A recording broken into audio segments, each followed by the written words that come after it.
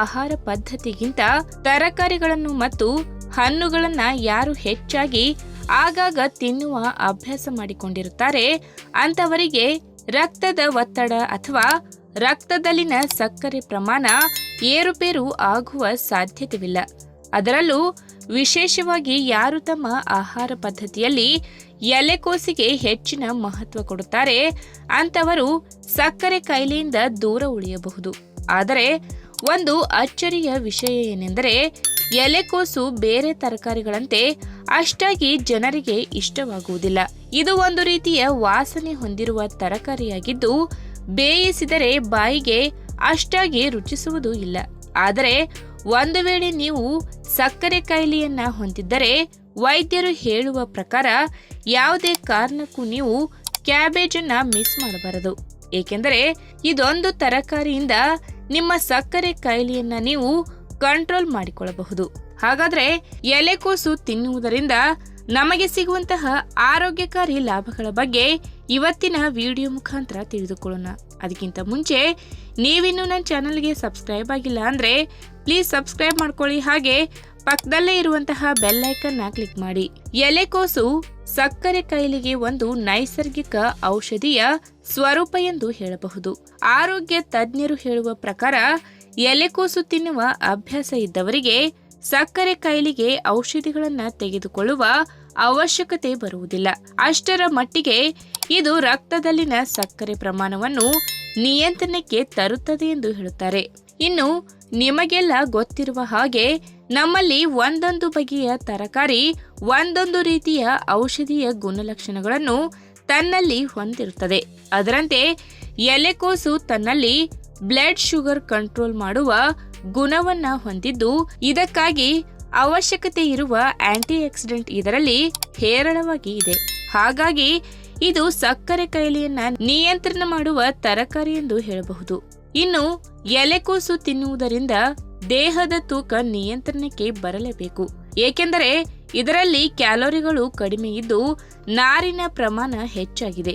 ನಿಮ್ಮ ಮಧುಮೇಹ ನಿಯಂತ್ರಣ ಮಾಡಲು ಎಲೆಕೋಸಿನಲ್ಲಿ ಗ್ಲೂಕೋಸ್ ಇಂಡೆಕ್ಸ್ ತುಂಬಾ ಕಡಿಮೆ ಪ್ರಮಾಣದಲ್ಲಿದೆ.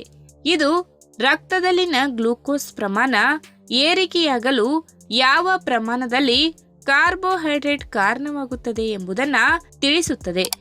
ಎಲೆಕೋಸು ಈ ವಿಷಯದಲ್ಲಿ ಸಹಕಾರಿ ಎಂದು ಹೇಳಬಹುದು. ಇನ್ನು ಎಲೆಕೋಸು ತನ್ನಲ್ಲಿ ರಕ್ತದಲ್ಲಿನ ಸಕ್ಕರೆ ಪ್ರಮಾಣವನ್ನು ನಿಯಂತ್ರಣ ಮಾಡುವ ಗುಣವನ್ನ ಹೊಂದಿರುವ ಜೊತೆಗೆ ಕಿಡ್ನಿಗಳ ಆರೋಗ್ಯವನ್ನ ಸಹ ಕಾಪಾಡುತ್ತದೆ. ಸಾಮಾನ್ಯವಾಗಿ ಯಾರಿಗೆ ಸಕ್ಕರೆ ಕಾಯಿಲೆ ನಿಯಂತ್ರಣ ತಪ್ಪುತ್ತದೆ ಅಂಥವರಿಗೆ ಕಿಡ್ನಿಗಳು ಕೆಲಸ ಮಾಡುವುದಿಲ್ಲ. ಮೂತ್ರಪಿಂಡಗಳ ಬಹುಮುಖ್ಯ ಕೆಲಸ ಎಂದರೆ ರಕ್ತದಲ್ಲಿನ ಹೆಚ್ಚುವರಿ ಸಕ್ಕರೆ ಪ್ರಮಾಣವನ್ನು ಮೂತ್ರದ ಮೂಲಕ ಹೊರಹಾಕುವುದು. ಕೆಲವೊಮ್ಮೆ ಕಿಡ್ನಿಗಳ ಕೆಲಸ ಸರಿಯಾಗಿ ನಡೆಯದೆ ಇದು ದೇಹದಲ್ಲಿ ಅತಿಯಾದ ನೀರಿನ ಅಂಶ ಇಲ್ಲವಾಗಲು ಕಾರಣವಾಗಿ ದೇಹಕ್ಕೆ ಹೆಚ್ಚಿನ ಪ್ರಮಾಣದ ನಿರ್ಜಲೀಕರಣ ಉಂಟಾಗಲು ಕಾರಣವಾಗುತ್ತದೆ. ಇದರಿಂದ ದೇಹದಲ್ಲಿ ರಕ್ತ ಗಟ್ಟಿಯಾಗುತ್ತದೆ. ಈ ಸಂದರ್ಭದಲ್ಲಿ ಕಿಡ್ನಿಗಳು ಕೆಲಸ ಮಾಡಲು ಸಾಧ್ಯವಾಗುವುದಿಲ್ಲ. ಇನ್ನು ನಿಮ್ಮ ಆಹಾರ ಪದ್ಧತಿಯಲ್ಲಿ ಎಲೆಕೋಸು ಯಾವುದಾದರೂ ಒಂದು ರೂಪದಲ್ಲಿ ಸೇರಿಸಿಕೊಳ್ಳಬಹುದು. ಒಂದು ವಾರದಲ್ಲಿ 3 ಬಾರಿ ಬೇಕಾದರೂ ಇದನ್ನ ಸೇವನೆ ಮಾಡಬಹುದು. ನೀವು ಮನೆಯಲ್ಲಿ ತಯಾರು ಮಾಡುವ ದಾಲ್, ಪಲ್ಯ ಇತ್ಯಾದಿಗಳಲ್ಲಿ ಎಲೆಕೋಸನ್ನ ಬಳಸಬಹುದು. ಬೇಕೆಂದರೆ ವಾರಕ್ಕೊಂದು ಬಾರಿ ಎಲೆಕೋಸಿನ ಜ್ಯೂಸ್ ತಯಾರು ಮಾಡಿ ಕುಡಿಯಬಹುದು. ಅಷ್ಟೇ ಅಲ್ಲದೆ ನಿಮ್ಮ ಸಲಾಡ್ ಇತ್ಯಾದಿಗಳಲ್ಲಿ ಬೇಯಿಸಿದ ಎಲೆಕೋಸು ಹಾಕಿ ಅದಕ್ಕೆ ಉಪ್ಪು ಮತ್ತು ನಿಂಬೆ ರಸ ಹಾಕಿ ಸವಿಯಬಹುದು.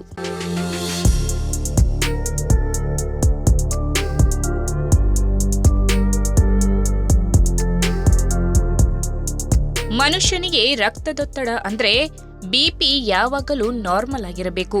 ಅದು ಹೆಚ್ಚು ಆಗಲು ಬಾರದು ಅಥವಾ ಕಡಿಮೆ ಆಗಲು ಬಾರದು.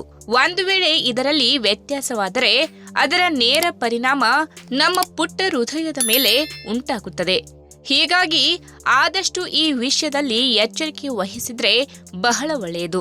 ಸೈಲೆಂಟ್ ಕಿಲ್ಲರ್ ಅಥವಾ ಮೌನವಾಗಿ ಕೊಲ್ಲುವ ರೋಗ ಎಂದೇ ಕರೆಯಲಾಗುವ ಈ ಕಾಯಿಲೆ ಮನುಷ್ಯನ ರಕ್ತನಾಳಕ್ಕೆ ಹಾನಿ ಉಂಟು ಮಾಡುವುದು ಮಾತ್ರವಲ್ಲದೆ ಹೃದಯಕ್ಕೆ ಸಂಬಂಧಪಟ್ಟ ಸಮಸ್ಯೆಗಳಿಗೆ ಕಾರಣವಾಗಿ ಬಿಡುತ್ತದೆ. ಒಂದು ವೇಳೆ ರಕ್ತದೊತ್ತಡ ಏರುಪೇರಾದರೆ ಕೂಡಲೇ ವೈದ್ಯರನ್ನು ಭೇಟಿ ಮಾಡಬೇಕಾಗುತ್ತದೆ. ಹಾಗಾದ್ರೆ ಆಯುರ್ವೇದ ತಜ್ಞರ ಪ್ರಕಾರ ಈ ಕಾಯಿಲೆಯನ್ನು ನಿಯಂತ್ರಿಸುವ ಆಹಾರಗಳ ಬಗ್ಗೆ ಇವತ್ತಿನ ವಿಡಿಯೋ ಮುಖಾಂತರ ತಿಳಿದುಕೊಳ್ಳೋಣ. ಅದಕ್ಕಿಂತ ಮುಂಚೆ ನೀವಿನ್ನೂ ನನ್ನ ಚಾನಲ್ಗೆ ಸಬ್ಸ್ಕ್ರೈಬ್ ಆಗಿಲ್ಲ ಅಂದ್ರೆ ಪ್ಲೀಸ್ ಸಬ್ಸ್ಕ್ರೈಬ್ ಮಾಡ್ಕೊಳ್ಳಿ, ಹಾಗೆ ಪಕ್ಕದಲ್ಲೇ ಇರುವಂತಹ ಬೆಲ್ ಐಕನ್ನ ಕ್ಲಿಕ್ ಮಾಡಿ.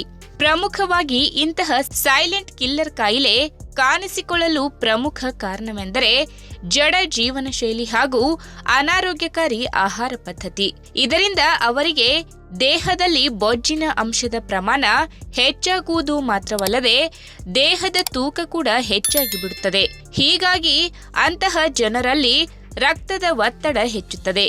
ಇವೆಲ್ಲದರ ಜೊತೆಗೆ ದುರಭ್ಯಾಸಗಳಾದ ಸ್ಮೋಕಿಂಗ್, ಮದ್ಯಪಾನ, ಸಂಸ್ಕರಿಸಿದ ಆಹಾರ ಪದಾರ್ಥಗಳ ಸೇವನೆ, ಇನ್ನು ಕೆಲವರಲ್ಲಿ ಅನುವಂಶೀಯ ಕಾರಣಗಳು, ಹೀಗೆ ಹಲವಾರು ತೊಂದರೆಗಳಿಂದ ರಕ್ತದ ಒತ್ತಡ ಹೆಚ್ಚಾಗಬಹುದು. ಇನ್ನು ಬಹುತೇಕ ಎಲ್ಲ ಆರೋಗ್ಯ ಸಮಸ್ಯೆಗಳಿಗೆ ಕರಿಮೆಣಸಿನ ಆಹಾರವಿದೆ ಎಂದು ಆಯುರ್ವೇದದಲ್ಲಿ ಹೇಳಲಾಗುತ್ತದೆ.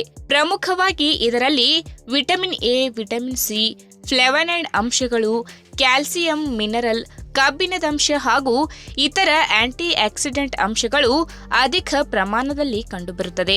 ಹೀಗಾಗಿ ಇದರ ಸಂಪೂರ್ಣ ಪ್ರಯೋಜನಗಳನ್ನು ಪಡೆದುಕೊಳ್ಳಬೇಕು ಎಂದರೆ ಪ್ರತಿನಿತ್ಯ ಆಹಾರ ತಯಾರು ಮಾಡುವ ಸಂದರ್ಭದಲ್ಲಿ ಅದಕ್ಕೆ 1 ಅಥವಾ ಅರ್ಧ ಟೀ ಚಮಚ ಮೆಣಸಿನ ಪುಡಿಯನ್ನು ಹಾಕಿ ತಯಾರು ಮಾಡುವ ಅಭ್ಯಾಸವಿಟ್ಟುಕೊಳ್ಳಿ.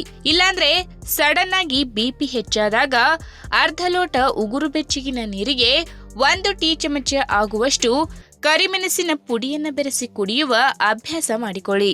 ಇನ್ನು ನೆಲ್ಲಿಕಾಯಿ ಬಾಯಿಗೆ ಸ್ವಲ್ಪ ಕಹಿಯಾದರೂ ಕೂಡ ಆರೋಗ್ಯಕ್ಕೆ ಬಹಳ ಒಳ್ಳೆಯದು. ತನ್ನಲ್ಲಿ ಅಗಾಧ ಪ್ರಮಾಣದಲ್ಲಿ ವಿಟಮಿನ್ ಸಿ ಅಂಶ ಹೊಂದಿರುವ ಈ ಕಾಯಿ ದೇಹದ ಜೀರ್ಣಶಕ್ತಿಯನ್ನ ಹೆಚ್ಚು ಮಾಡುವುದು ಮಾತ್ರವಲ್ಲದೆ ಸೈಲೆಂಟ್ ಕಿಲ್ಲರ್ ಕಾಯಿಲೆಗಳಾದ ಮಧುಮೇಹ, ಅಧಿಕ ರಕ್ತದ ಒತ್ತಡದಂತಹ ಕಾಯಿಲೆಗಳನ್ನು ದೂರ ಮಾಡುವಲ್ಲಿ ಪ್ರಮುಖ ಪಾತ್ರ ವಹಿಸುತ್ತದೆ. ವಿಶೇಷವಾಗಿ ಈ ಪುಟ್ಟ ಕಾಯಿಯಲ್ಲಿ ಅಮೈನೋ ಆಮ್ಲಗಳು ಮತ್ತು ಆಂಟಿ ಆಕ್ಸಿಡೆಂಟ್ ಅಂಶಗಳು ಹೆಚ್ಚಿನ ಪ್ರಮಾಣದಲ್ಲಿ ಸಿಗುವುದರಿಂದ ಇವು ಮನುಷ್ಯನಲ್ಲಿ ರಕ್ತದೊತ್ತಡ ಹೆಚ್ಚಾಗದಂತೆ ನೋಡಿಕೊಳ್ಳುತ್ತದೆ. ಇದರ ಸಂಪೂರ್ಣ ಲಾಭ ಪಡೆಯಬೇಕಂದ್ರೆ ಖಾಲಿ ಹೊಟ್ಟೆಗೆ 1-2 ನೆಲ್ಲಿಕಾಯಿ ತಿನ್ನುವ ಅಭ್ಯಾಸ ಮಾಡಿಕೊಳ್ಳಿ, ಇಲ್ಲಾಂದ್ರೆ ಅದರ ಜ್ಯೂಸ್ ಕುಡಿಯುವ ಅಭ್ಯಾಸ ಮಾಡಿಕೊಳ್ಳಿ. ಇನ್ನು ಸಾಂಬಾರ್ ಪದಾರ್ಥಗಳಲ್ಲಿ ಹಲವಾರು ಬಗೆಯ ಆರೋಗ್ಯ ಗುಣಗಳು ಕಂಡು ಬರುತ್ತದೆ ಎನ್ನುವ ಬಗ್ಗೆ ನಮಗೆಲ್ಲ ಗೊತ್ತೇ ಇದೆ. ಅದರಲ್ಲಿ ಬೆಳ್ಳುಳ್ಳಿ ಕೂಡ ಒಂದು. ಸ್ವಲ್ಪ ಗಾಢವಾದ ವಾಸನೆ ಹೊಂದಿದ್ದರೂ ಕೂಡ ಇದರ ಆರೋಗ್ಯ ಪ್ರಯೋಜನಗಳು ಮಾತ್ರ ತುಂಬಾ ಅಪಾರ ಎಂದು ಹೇಳಬಹುದು. ಹೀಗಾಗಿ ಬೆಳ್ಳುಳ್ಳಿಯನ್ನು ಆಹಾರ ಕ್ರಮದಲ್ಲಿ ಸೇರ್ಪಡೆ ಮಾಡಿಕೊಂಡರೆ ಅಥವಾ ಪ್ರತಿದಿನ 1 ಬೆಳ್ಳುಳ್ಳಿಯನ್ನು ಖಾಲಿ ಹೊಟ್ಟೆಗೆ ಸೇವಿಸುವ ಅಭ್ಯಾಸ ಮಾಡಿಕೊಂಡರೆ ದೇಹದಲ್ಲಿ ನೈಟ್ರಿಕ್ ಆಕ್ಸೈಡ್ ಮಟ್ಟವು ಅಧಿಕವಾಗುವುದು. ಇದರಿಂದಾಗಿ ರಕ್ತನಾಳಗಳಿಗೆ ಆರಾಮ ಸಿಗುವುದು. ಇದರಿಂದ ಕ್ರಮೇಣವಾಗಿ ರಕ್ತದೊತ್ತಡ ನಿಯಂತ್ರಣಕ್ಕೆ ಬರಲು ನೆರವಾಗುವುದು.